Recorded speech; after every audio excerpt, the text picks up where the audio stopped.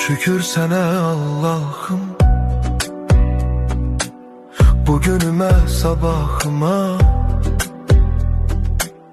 Ürəyimdə bir ümid var, sən baxırsan halımıza. Şükür sənə Allah'ım, yolumu düz saxla hər an. Qəlbim yorulsa da bəzən sən verirsən mənə güman. Bir addım atıram, yenə sınaq çıxır. Dünya bəzən gülür, bəzən də yandırır. Amma mən bilirəm, tək deyiləm heç vaxt. Sənin adın var içimdə, mənə yetər bu haqq. Evimə bərəkət, canıma səhət, qəlbimə təmizlik, dilimə məhəbbət. Hər kəs öz payını halal qazansın, Allahın nuru ilə qaranlıq dağılsın.